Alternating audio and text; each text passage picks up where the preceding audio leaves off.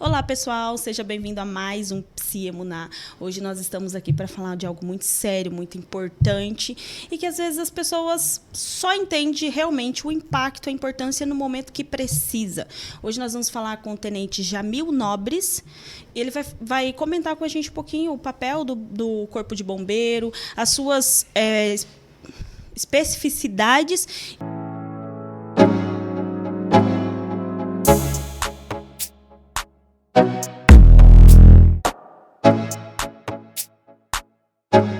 Jamil, seja muito bem-vindo ao nosso podcast e fique à vontade. Obrigado. É importante isso para o Corpo de Bombeiros, né, estar divulgando as suas ações em mais um canal de comunicação aqui do nosso município. O Corpo de Bombeiros ele foi instituído em razão de um incêndio que ocorreu na corte por Dom Pedro II. E em razão disso, as pessoas associam o Corpo de Bombeiros apenas com a extinção de incêndio. A grande maioria das pessoas veem o Corpo de Bombeiros apenas como uma instituição para apagar incêndio. É fato que, na maioria dos locais, o Corpo de Bombeiro foi instalado por essa razão.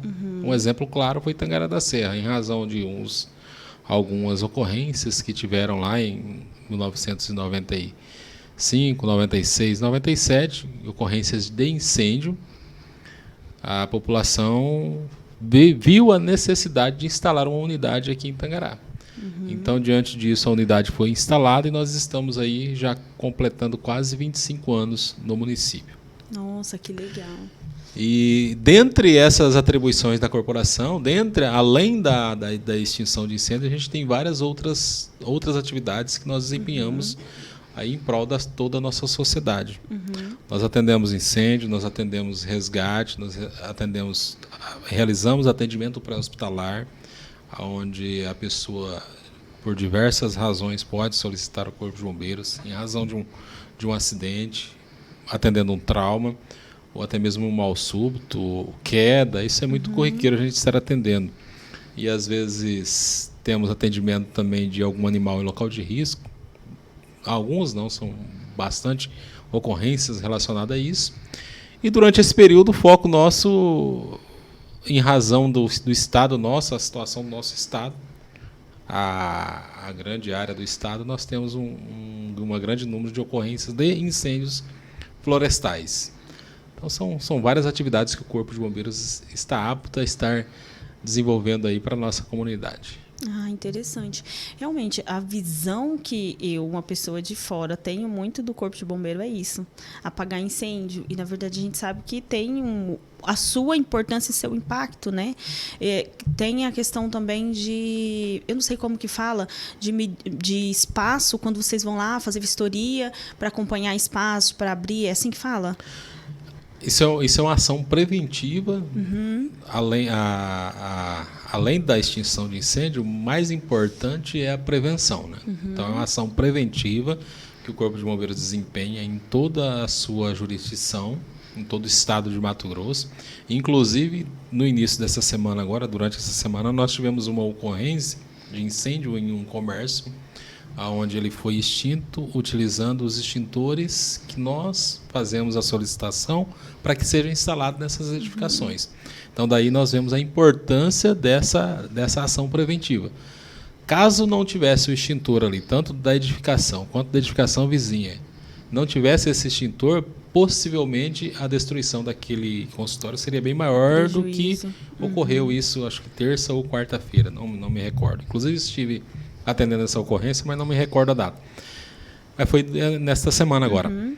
E então nós trabalhamos nessa área também, nós vistoriamos em Tangará da Serra, nós vistoriamos todas as edificações, todas elas, por ocasião da abertura ou por ocasião de mudança ou anualmente quando vence a vistoria. Porque para a obtenção do alvará de funcionamento do município, precisa que tenha o alvará do Corpo de Bombeiros. Então todas as edificações a gente faz a vistoria visando a parte preventiva, porque a gente tem um ditado que aonde a prevenção falha, o incêndio acontece. Nós trabalhamos bastante a parte preventiva para que não ocorra os incêndios tanto em residências quanto e principalmente no comércio. É que o impacto seja menor, né? Vocês atendem aqui no âmbito de Tangará da Serra e a gente sabe também que não existem corpos de bombeiro em todas as cidades, por exemplo, dos municipais. Esse papel de vocês se estende, então, às regiões vizinhas, essas cidades que não têm também todo e qualquer tipo de acidente acontece, qualquer demanda que eles precisam, vocês têm que estar ajudando essas cidades? Como é que funciona? Quem não tem corpo de bombeiro, por exemplo? Nós temos a nossa área de atuação. Nós temos unidades em algumas cidades da nossa região, nós temos unidades em Tangará da Serra, Campo Novo do Parecidos e Juína. E somos responsável, né, aí por 23 municípios da nossa área que compreende o Comando Regional 6. O estado é dividido por comandos regionais, por 7 comandos regionais, e nós ficamos aí do 141 com 23 municípios. E a unidade de Tangará, a qual estou lotada, nós somos responsáveis por 6 municípios. Tangará da Serra, Denise, Nova Olímpia, Barra do Bugres, Sapezal e Campos de Júlio. Então, nesses municípios, onde não tem corpo de bombeiros, tendo ocorrência, eles solicitarão para a unidade, nós estaremos encaminhamos as equipes. É fato que algumas ocorrências não tem como a gente atender, em razão do tempo, do deslocamento. Se porventura for um incêndio, a gente conta com o apoio dos parceiros nesses municípios. Por exemplo, nós temos empresas nesses municípios. Um exemplo claro é em Barra do Bugres e Nova Olímpia, e Denise também. Nós temos a Barral, a UISA, que são parceiros nossos. E quando a gente tem ocorrência nessas localidades envolvendo incêndio, a gente solicita, porque eles estão próximos ali, a gente solicita para eles são parceiros nossos, encaminha o veículo deles, o veículo de combate a incêndio que eles têm ali para a defesa do seu patrimônio, para atender a toda a comunidade, fazendo um papel social também nesses municípios. Em outros municípios a gente também tem parceiros. No caso de atendimento de resgate, nós temos tanto em Tangará como em outros municípios aí a parceria com o SAMU, que também atende as ocorrências juntamente conosco. E outras ações nós encaminhamos pessoalmente as equipes para estar fazendo aquela atividade. Por exemplo, agora no período de incêndio florestal, nós procuramos capilarizar e ter bombeiro em praticamente todo o estado de Mato Grosso. Então, a corporação tem um projeto da temporada de incêndio florestal. A partir do início do período proibitivo, que é de 1º de julho a 30 de outubro, nós vamos ter bombeiros militares em praticamente todas as regiões do estado, em todos os lugares, por mais distantes que sejam. Nós temos em Colniza, que é na nossa área de atuação também, tem militares nossos de Tangará, que vai para Colniza, vai para Aripuanã, que é no extremo norte do nosso estado. Colniza, Aripuanã, Juara, Brás Norte e Cotriguaçu. Então, os lugares onde o índice de queimada de incêndios florestais é alto, então a gente coloca uma equipe para permanecer durante todo o período proibitivo, que é o período de maior risco potencial de um incêndio, principalmente incêndio florestal, mas eles vão lá não só para atender só a floresta, vai para atender toda a comunidade, todo tipo de incêndio que tiver, qualquer ocorrência que seja do âmbito de nossa atuação, da nossa jurisdição, as nossas equipes estão ali prontas para estar atendendo. E a parte preventiva a gente faz em toda a nossa área. Em relação sobre essa questão da parte preventiva, vocês falam que vocês têm os parceiros, né, que ajuda vocês nesse papel, no papel social, inclusive, que são em outras cidades que não têm o corpo de bombeiro. Vocês dão esse treinamento para essas empresas, por exemplo, que prestam esse serviço social, ou para qualquer empresa, ou é só aqueles que solicitam, ou como é que tem uma programação para poder orientar essas pessoas a lidar com, por exemplo, com incêndio? Nós temos os treinamentos que eventualmente a gente faz por solicitação da empresa ou por solicitação do município. Em vários municípios a gente treina os seus colaboradores também. Nós temos essas empresas que são parceiras e também temos as prefeituras, que todas elas têm uma equipe treinada também para estar combatendo incêndio. E outro fator importante também é que em todas as edificações, e principalmente aquelas de área construída maior, aquelas edificações maiores, seja ela comercial, industrial ou institucional, elas precisam ter o pessoal treinado para estar utilizando aquele equipamento, tanto nos lugares onde nós temos, quanto no lugar onde nós não temos unidade. Então, isso independe. Por exemplo, uma escola em Tangará da Serra, ela precisa ter o pessoal habilitado para estar utilizando aqueles equipamentos que tem dentro das escolas. Porque não adianta a gente ter o equipamento ali e não ter quem tem. Geralmente as pessoas não sabem usar, né? Exatamente, uma pessoa para estar manipulando, para estar utilizando esse equipamento.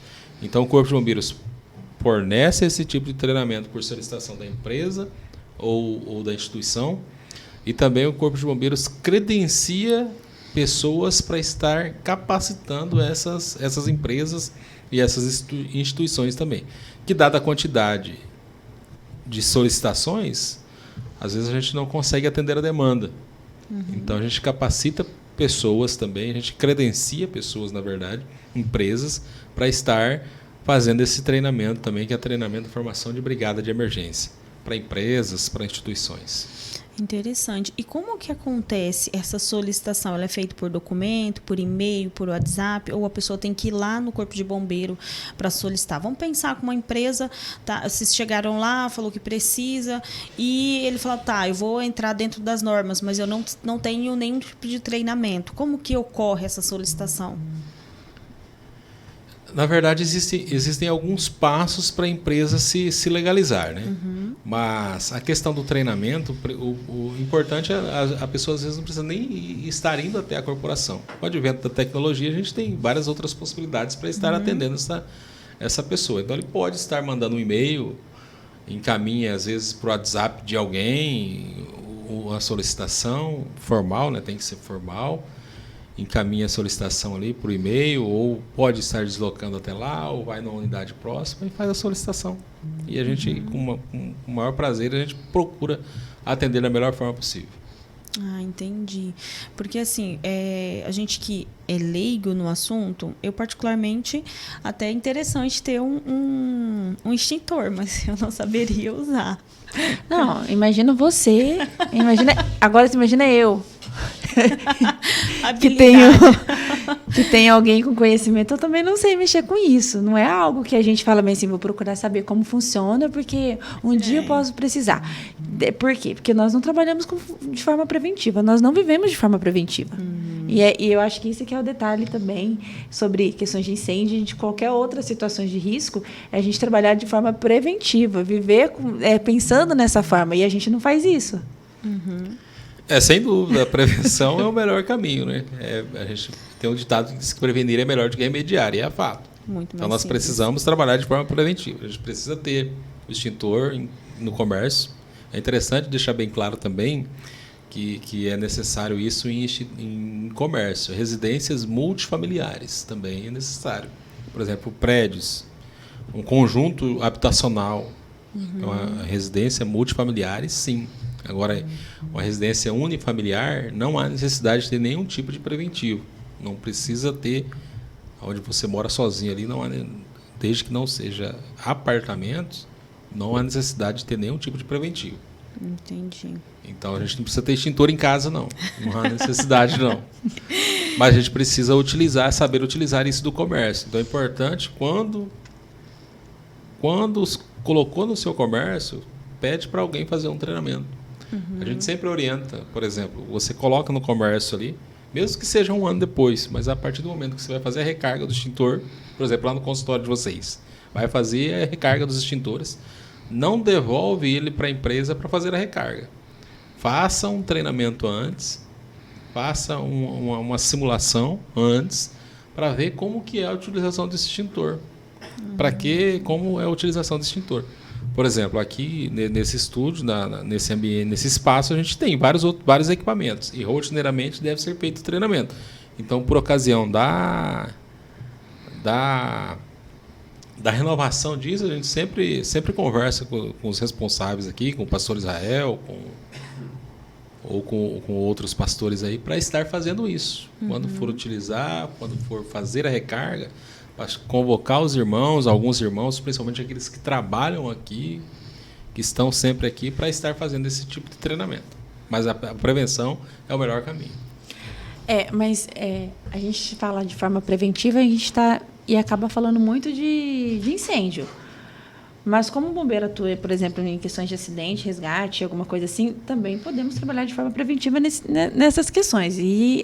Mas se tratando, por exemplo, de acidentes de trânsito, é complicado. Aí vocês chegam lá para atender e não tem como simplesmente... A forma preventiva é dirigir corretamente. Dirigir com os utensílios de segurança e no carro, por exemplo, hoje não se usa mais nos carros extintor de incêndio. E se eu tivesse que usar, por exemplo, eu não saberia nem usar um extintor de incêndio no carro. É uma das razões pela qual não tem... Não tem necessidade mais hoje? É feito pesquisas que normalmente as empresas descartaram dado a sua não utilização em caso de ocorrência, a sua ineficácia. Mas os antigos tinham ainda e a gente poderia utilizar. E é aquele detalhe, tem no carro, tem no veículo, vamos saber utilizar.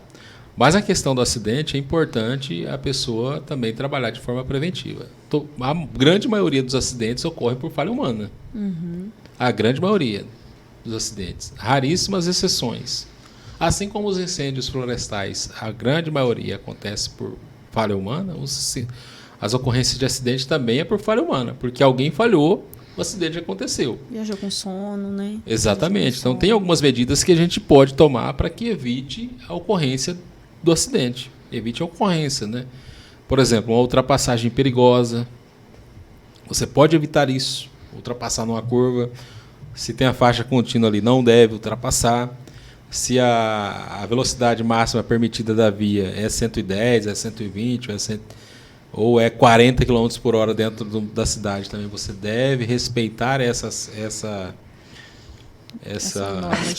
normas, né? Essas velocidades. Que é bem difícil de todo mundo respeitar. Mas a gente precisa respeitar que a gente vai estar prevenindo os acidentes. Mas e se tratando dentro da cidade? Dentro da cidade também. Tem as placas de pare, a nossa cidade é uma cidade bem sinalizada. Tem cidades que não têm a sinalização que nós temos, embora tenha necessidade ainda de melhoria, mas a nossa cidade é bem sinalizada. Então, se a gente respeitar os sinais de trânsito, se a gente respeitar as velocidades da via, e se a gente tomar cuidado, sair 10 minutos mais cedo de casa, com certeza nós vamos evitar os acidentes. Tem muitos casos, por exemplo, de vocês tem alguma, não sei, uma estatística de como que acontecem esses acidentes? Assim, acontece mais por exemplo, por alta velocidade, ou então porque não respeitou a sinalização, ou então isso daqui. Dirigindo com isso aqui, no celular, no trânsito, tipo assim, algo que mais causa acidente aí que vocês estão vendo dia a dia? Na verdade, os acidentes eles são comuns acontecer mais aos finais de semana, né? É claro que a gente tem um número elevado de acidentes durante toda a semana, mas os acidentes mais graves é aos finais de semana. Isso em razão da combinação de direção e álcool. Isso é fato. A utilização do celular também. Antes você ligar, já tira a tua atenção. Agora imagina você digitando. E infelizmente, a gente verifica, eventualmente no trânsito, alguém mandando mensagem, digitando no celular e conduzindo. Então isso também causa acidente. Então é importante a pessoa tomar as medidas de segurança. Evitar a direção com o celular. Evitar a direção e álcool. Então você vai trazer transtorno para si ou para outrem, né? Deixa eu te perguntar, tem quanto tempo que você está no Corpo de Bombeiro? Eu completei agora, dia 2 de julho, 24 anos de profissão.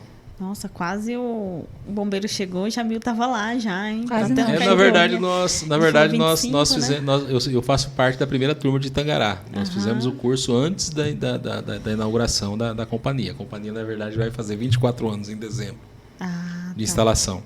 Eu disse no início 25. Na verdade, é 24 anos em dezembro e nós completamos 24 anos agora em 2 de julho. Faço parte da primeira turma, nós éramos em 15.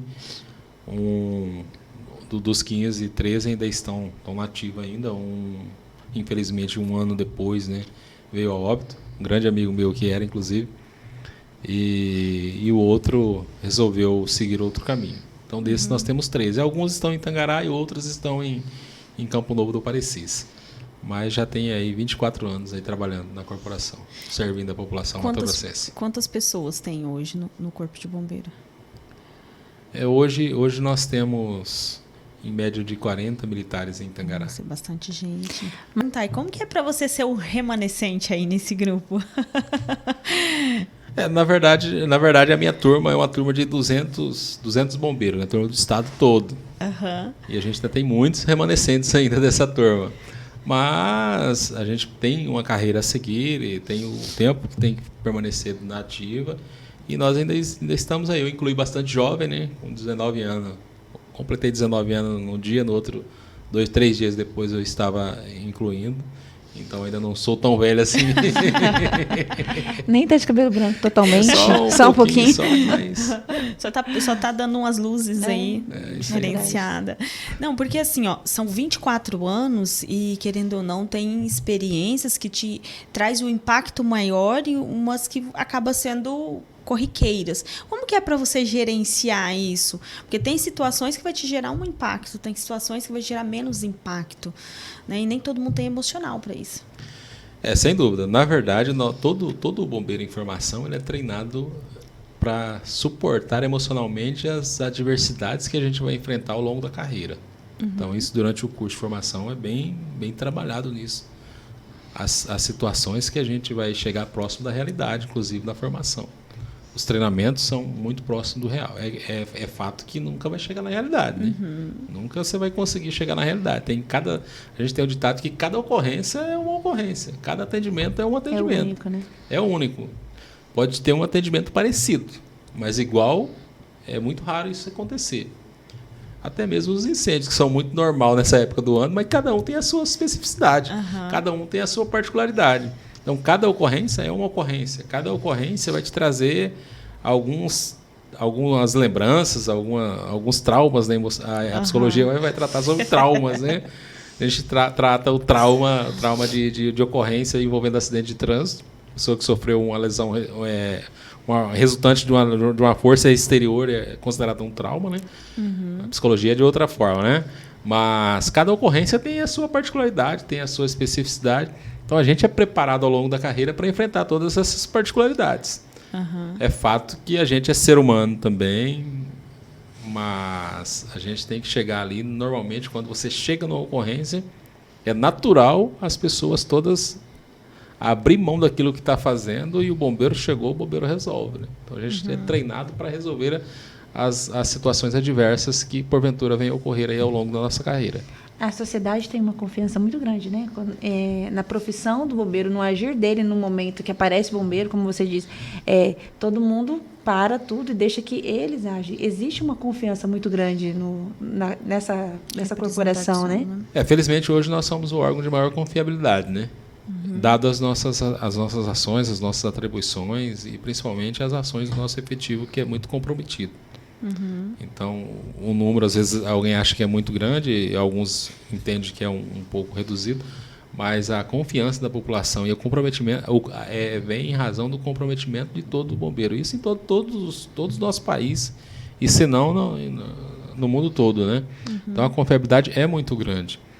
E dado a esse comprometimento. Então, a população, você chega ali efetivamente para resolver o problema.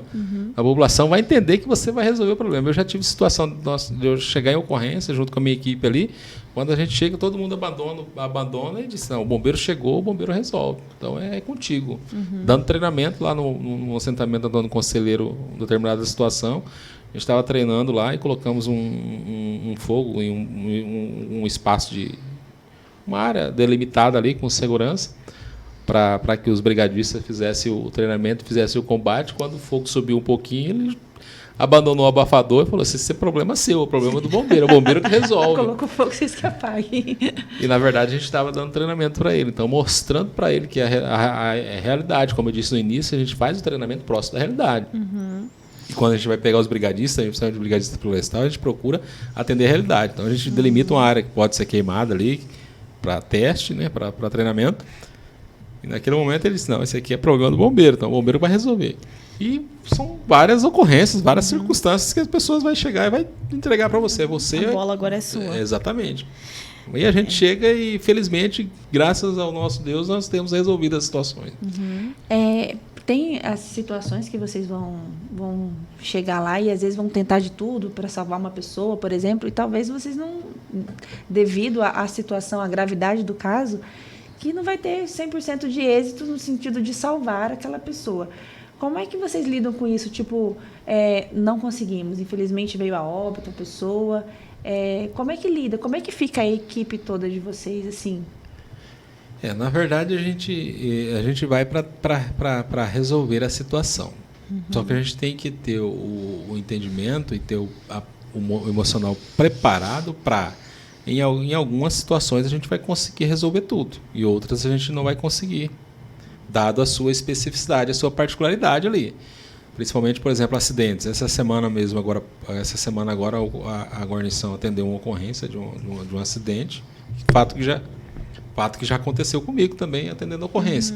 Atenderam a ocorrência e eles me relataram que fizeram todo o procedimento, fizeram reanimação cardiopulmonar, a pessoa voltou a respirar, mas quando chegou no pronto-socorro, infelizmente veio a óbito. Então é uma situação que foge do controle nosso. A gente vai lá, faz o resgate, atende, aplica todas as técnicas possíveis, mas vindo a óbito, não que vai ser mais um, mas a gente tem que ter a sensação que o dever foi cumprido, que o serviço, aquilo que nos cabia, foi realizado com êxito, e estar preparado para enfrentar essa situação, porque daqui a pouco tem outra pessoa que está precisando da nossa ajuda também.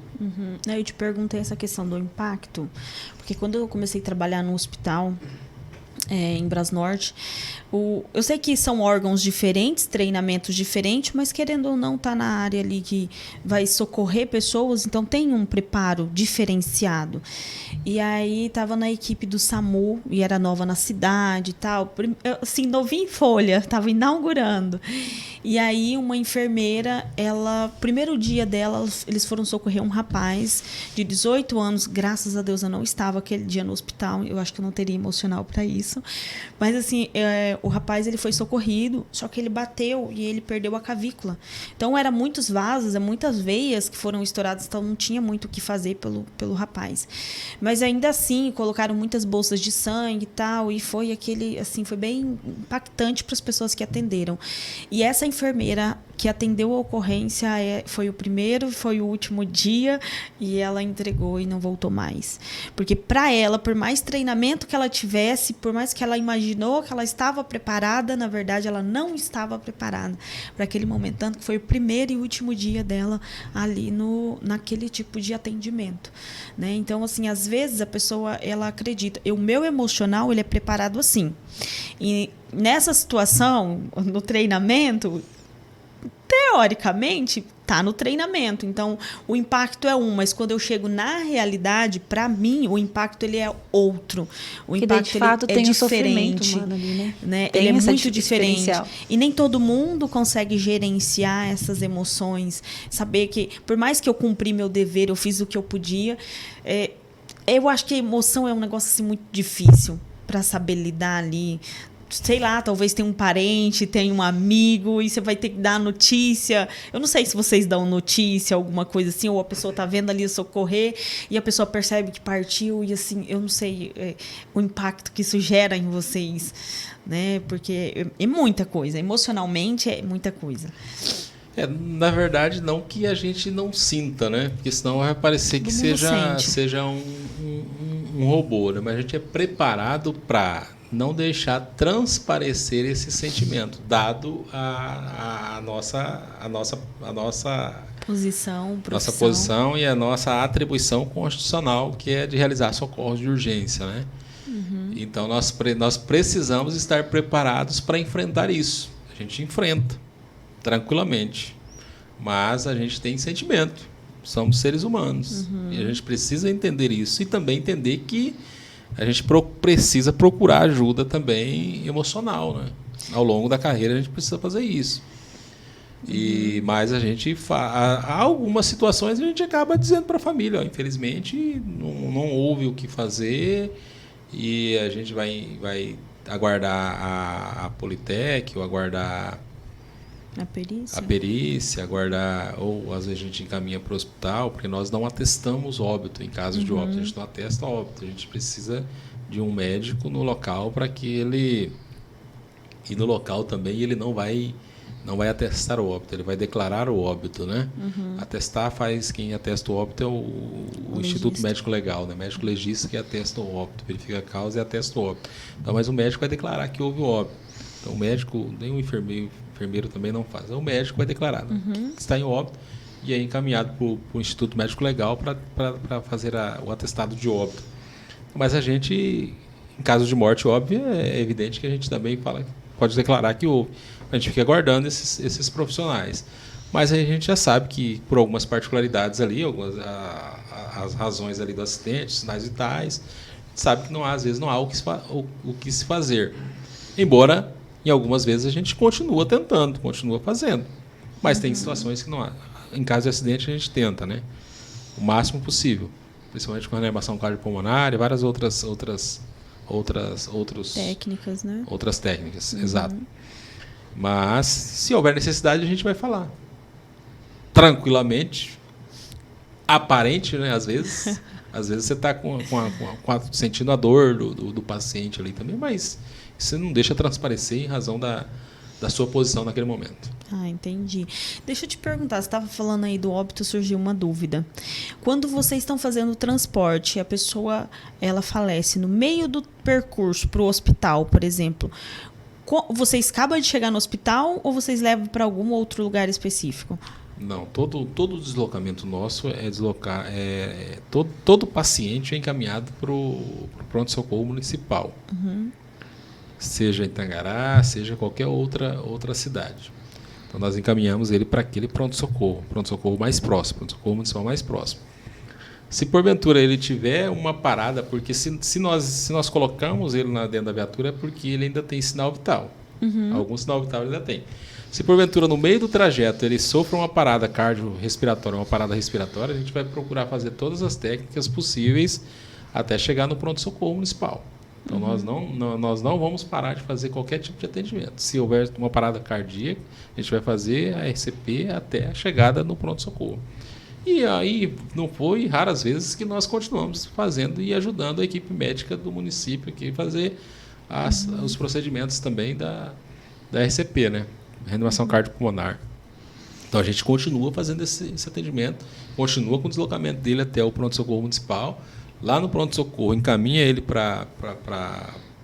às vezes para a semi-UTI ainda, os médicos fazem todo o possível para tentar reverter a vida.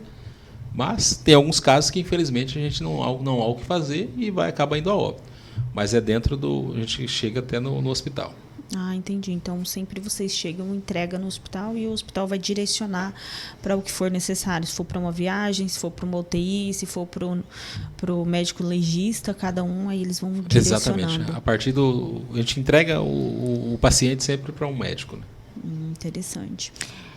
Para a gente já ir para o encerramento, que o nosso horário também já foi, eu queria que você dissesse assim, algo na tua carreira toda, nesses 24 anos, assim, algum acidente assim, que mais te marcou, algo que você lembra até hoje e que te chamou mais atenção, talvez pelo que aconteceu, a gravidade do caso, ou se era conhecido, se não era, algo que te chamou muita atenção?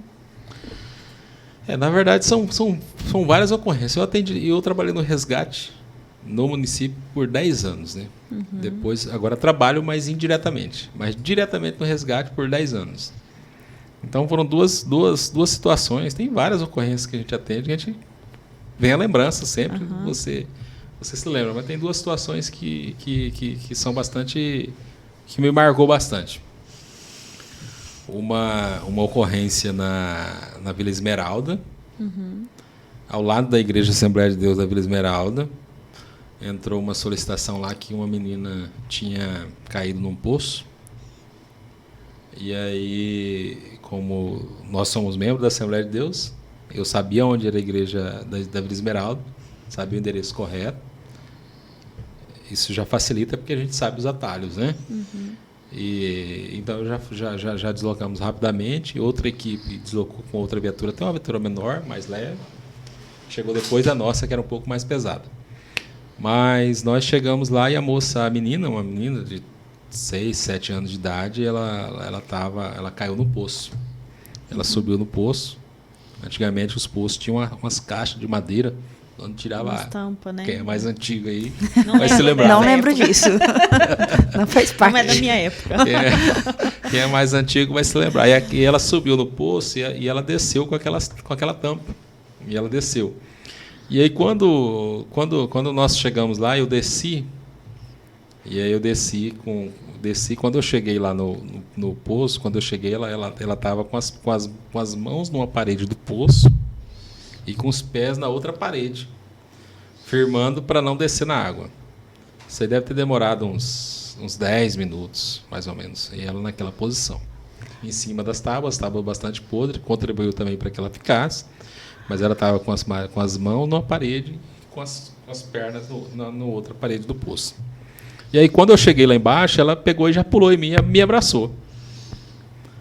Ela me abraçou e não me soltou mais. Ela me abraçou e não soltou mais. E a ideia nossa era eu descer no poço. Deixa eu pegar um copo. Eu descer no poço, até no fundo do poço, colocar os equipamentos nela e ela subir. E aí eu fui soltando a corda, né? Estava no rapel, fui soltando a corda, soltando, e não alcançava o fundo do poço. E aí quando eu cheguei até na altura da cintura, um pouco mais, onde ela estava abraçada, ela começou a chorar e gritar para mim, porque ela não queria se afogar. E aí eu disse para o pessoal, olha, não encontro o fundo do poço, então vai ter que me içar, né? Me subir, tanto eu quanto ela junto. E aí e aí nós subimos e felizmente ela não teve nenhuma lesão, nenhum problema. Deve tá jovem aí, se não tiver casada já, né? Foi lá no início de 2001, 2002. Em 2002 esse fato. Então já tem 20 anos, né? Ela já tinha 6 anos, 6, 7 anos, já deve estar com 26, eu lembro 27. disso. Foi filmado bem na hora que a televisão mostrou. Bem na hora que ele ia saindo do poço com a menina. A televisão estava filmando, mostrando ali ao vivo. do fundo do poço. E ali que eu descobri que ele estava lá dentro também. Tipo assim, descobri pela TV. Eu fico imaginando até a família, como é que fica desses bombeiros, né? Como é difícil lidar com isso. Na verdade, aí foi praticamente ao vivo. Era quase 11 horas da manhã. Sim. E o programa da TV era 11h30, meio-dia. Passou praticamente ao vivo. Eu fazia faculdade na época lá no EMAD. Cheguei na faculdade à noite, um colega veio e me parabenizou. Um colega de sala veio e me parabenizou. Parabéns e tal. Obrigado. Aí depois veio uma outra colega de sala e me parabenizou de novo. Você nem é meu aniversário. Falei, mas hoje não é meu aniversário. Aí o outro chegou na roda para parabenizar também. Falei, hoje não é meu aniversário. Falei, não, mas pelo resgate que você fez e tal. Então toda a cidade praticamente viu ao vivo. E, claro, com diferença de tempo de 1 hora ali, mas praticamente ao vivo. Então isso aí me marcou, né? Porque é uma ocorrência ali que não só pelos parabéns dos colegas de turma da faculdade, mas pelo resgate em si, pela menina, por mais que era menor, ela foi inteligente. Ela foi inteligente. Pelo sucesso da operação. Exatamente, em si, né? pelo todo sucesso. Acho que eu seria a pessoa que ia cair até o fundo do poço, com toda certeza. Porque a minha habilidade para ficar 10 minutos nessa posição que essa menininha ficou aí, ela foi muito esperta, ela foi muito inteligente. Mas é a necessidade, né? Você tem que ter um pouquinho de pensamento positivo também. Vou conseguir se isso chegar a acontecer. Não estou pensando negativo. Eu estou lembrando que quando eu era criança, eu tive a brilhante ideia de subir num pé de goiaba depois de uma chuva. O resultado vocês já imaginam, né? Então a minha habilidade para ter essa coisa toda foi 0. Então eu imagino que eu não teria essa habilidade que essa criança tem, esse pensamento rápido, que se eu me esticar toda eu vou conseguir permanecer até a ajuda chegar. Exato. Foi extremamente inteligente. E outro fato foi um acidente na serra. Nós realizamos todos os dias pela manhã, sem exceção. Então é uma rotina que nós temos, necessária. Todos os dias pela manhã. A gente testa todos os nossos equipamentos. Todos os dias. Todos, sem exceção. Todos os equipamentos eles são testados. São conferidos, verificados e testados. Não deixa passar nada. Todos, sem exceção. Mas isso é necessário? É necessário porque são equipamentos. E a gente trabalha com vidas. E vidas precisam ser salvas. Então, o nosso lema é vidas alheias, riquezas a salvar. O bombeiro precisar de socorro no meio do caminho não então, vai. A gente precisa estar com nossos equipamentos em condições. Fomos para a Serra do Parecis, socorrer um acidente de uma carreta. Chegamos lá, o soldado Fausto, na época eu era sargento, e o Fausto era soldado. O soldado Fausto subiu, falou com o cidadão que estava preso nas serragens em uma carreta. Estava preso, ele conversou com ele, ficou conversando com ele. Eu subi, quando eu subi lá para verificar, ele já não estava mais falando, mas estava com vida ainda. E nós fizemos todo o procedimento para retirar ele. Quando nós pegamos um equipamento lá, esse equipamento não funcionou. Não funcionou. Várias pessoas, o comandante na época, os colegas nossos da imprensa, que são muito parceiros nossos, todos eles eram e ainda são muito parceiros em atendimento de ocorrência, e várias pessoas também. Essas pessoas que a gente treina nas empresas, que a gente treina nas prefeituras, quando a gente está nas rodovias ali, eventualmente a gente encontra um ou dois ali, uma ocorrência, e estão ali para nos ajudar. Então, várias pessoas nos ajudam, nos auxiliam ali nessas ocorrências. Então, várias pessoas que a gente sabia utilizar o equipamento desencarcerador, tentou, não conseguiu. E aí, ao chegar no quartel, infelizmente essa pessoa veio a óbito no local, né, dada a gravidade da ocorrência também. Ela teve as 2 pernas amputadas na ocorrência. E quando chegamos ao quartel, a gente foi testar o equipamento para ver a razão porque ele não tinha funcionado. Chegamos no quartel e ele não teve nenhum tipo de problema.